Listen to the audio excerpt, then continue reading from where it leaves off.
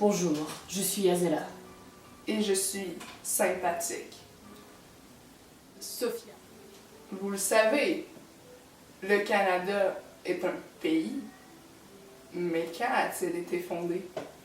Et comment est-il devenu ce qu'il est aujourd'hui? Cette histoire remonte à bien des années. Vers les années 1850 jusqu'aux années 1929, durant la formation de la Fédération canadienne. Nous vous posons donc cette question et nous tenterons même d'y répondre lors de cette émission. Pourquoi Wilfrid Laurier a un jour proclamé que le Canada serait... que le 20e siècle serait le siècle du Canada? Comme vous l'avez sûrement deviné, Aujourd'hui, nous parlons du siècle du Canada!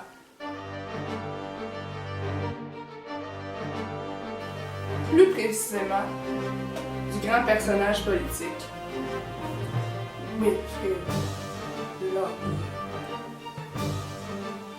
des causes de la forte croissance économique du Canada, De la création de la Saskatchewan. et de l'Alberta. Des causes de l'augmentation de la population canadienne. Et, finalement, du rôle de l'État dans l'économie, selon le libéralisme de M. Wilfrid Laurier. Sans plus attendre. Commençons par parler d'un grand homme, Laurier. Laurier. Henri-Charles Wilfrid Laurier est né le 20 novembre 1841 à Saint-Lin-de-la-Chênaie, ou les Saint-Laurentides actuels. En 1866, il obtient un baccalauréat à l'Université McGill de Montréal. 2 ans plus tard, soit en 1868, il marie Zoé Lafontaine à la cathédrale Saint-Jacques de Montréal. Wilfrid Laurier est un personnage important de l'histoire des francophones, car il fut le premier francophone à devenir premier ministre du Canada, le 11 juillet 1896. Date historique. Son mandat fut de 15 ans. Durant sa longue carrière politique, Wilfrid Laurier fait plusieurs changements. Il est connu entre autres pour ses politiques de réconciliation et comme étant le 7e premier ministre du Canada. En 1896, Wilfrid Laurier met en place le compromis Greenway-Laurier. Nommé ainsi en l'honneur du Premier ministre du Canada, Wilfrid Laurier, et du Premier ministre du Manitoba, Greenway. Ce compromis vise à régler la question sur les écoles catholiques et la langue française, car les différences ethniques entre les Français et les Anglais sont très présentes dans notre société vers 1850. Laurier décide alors de faire un compromis. Les francophones catholiques du Manitoba pourront bénéficier d'une éducation catholique francophone s'il y a assez d'élèves pour le justifier. Chaque école est donc jugée selon le nombre d'élèves. Cette décision ne plaît pas à tout le monde, et ce fut un exemple parmi tant d'autres pour montrer les différences entre les deux groupes ethniques, des Français et des Anglais. D'ailleurs, la majorité des actions gouvernementales posées par Laurier ne seront pas appréciées par un des groupes ethniques.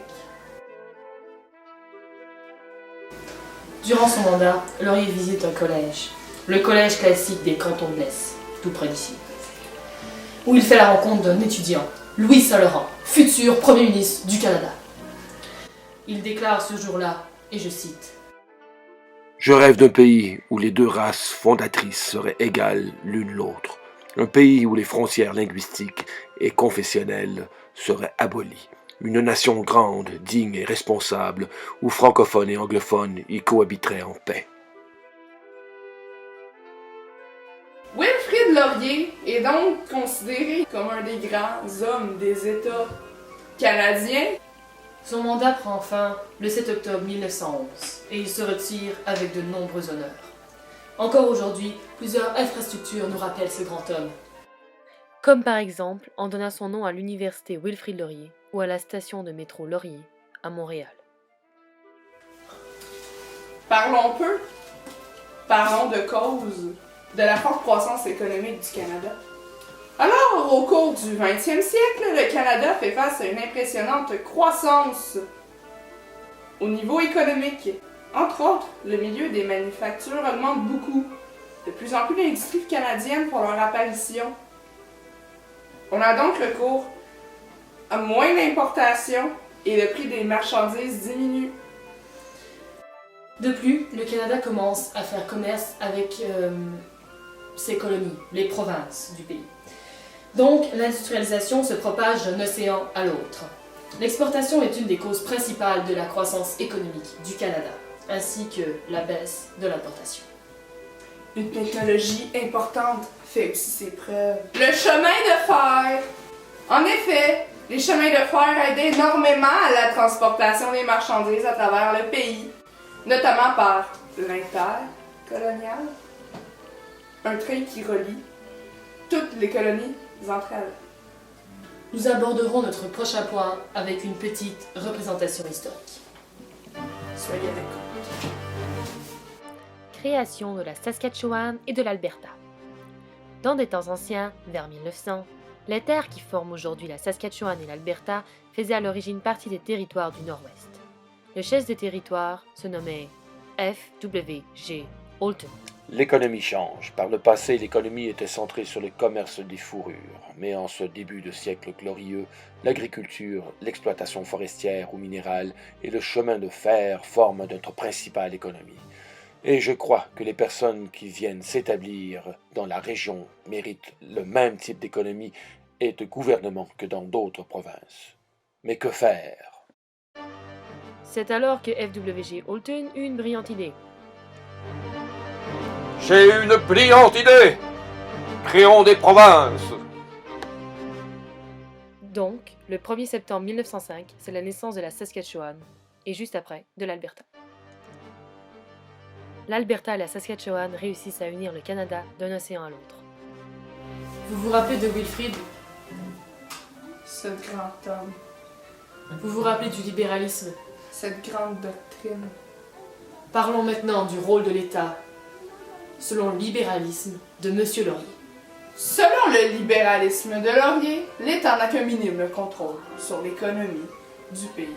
Il s'occupe plutôt de garder l'ordre dans le pays et de la sécurité individuelle ainsi que la propriété des citoyens. Wilfrid prônait des politiques comme le libre-échange avec les États-Unis. Donc, on peut constater que le gouvernement laisse une grande liberté aux industries du Canada en ce qui concerne le commerce à l'échelle mondiale. Je pourrais ajouter que Wilfrid Laurier préconisait le libéralisme économique. Préconise signifie qu'il le recommandait fortement. Cette doctrine laissait le développement économique du pays aux gens d'affaires plutôt qu'à l'État. Le libéralisme permettait également à la population de choisir ou de changer le gouvernement au pouvoir. Parlons maintenant de l'augmentation de la population au Canada vers les années 1850. En fait, des causes de l'augmentation. Oui, des causes de l'augmentation. Mais bref. Allons-y. Il y a tout d'abord l'immigration. Les immigrants s'installent dans l'Ouest canadien. Les immigrants avaient leur billet gratuit pour se rendre jusqu'ici, en plus d'avoir des terres gratuitement. Et ça, c'était offert par l'Europe. Il y a également l'industrialisation. Il y a plus d'emplois grâce aux nouvelles usines, donc plus d'argent pour les familles, et la population augmente. Le taux de natalité, En 1867, la population du Canada se chiffrait à près de 3,5 millions d'habitants. La population n'a cessé de croître depuis. Il est maintenant l'heure. nous pouvons maintenant révéler la réponse à la question que nous avons posée plus tôt. Pourquoi Wilfrid Laurier a un jour proclamé que le 20e siècle serait le siècle du Canada? Comme le disait le grand évêque Bossuet, La réponse se trouve toujours dans la question. En d'autres mots, Wilfrid Laurier a proclamé ceci parce que le 19e siècle est connu pour être le siècle de l'Angleterre, et le 20e siècle fut celui du Canada pour quelques simples raisons. tout d'abord, il fut plein en moments marquants pour l'histoire du Canada.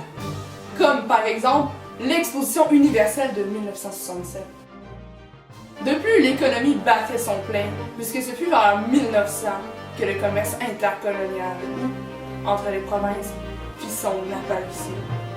Et celui qu'on surnommera le père du Canada moderne, Wilfrid Laurier, considère le développement de l'Ouest canadien comme la toute dernière solution pour notre jeune nation. Fort de cette conviction, Wilfrid Laurier encourage l'immigration, encourage la construction d'un deuxième réseau ferroviaire transcontinental et stimule la colonisation de ces terres fertiles. Ces grands changements sont aussi appelés le boom de l'Ouest. Le boom de l'Ouest réussira à stimuler l'économie canadienne, mais aussi à solidifier la Confédération canadienne. En 1905, attention, la création de la Saskatchewan et de l'Alberta aide beaucoup l'économie canadienne. C'est donc pourquoi Wilfrid fait cette sage déclaration, et ses propos furent validés par le futur. Voilà ce qui conclut notre court documentaire sur Le siècle du Canada.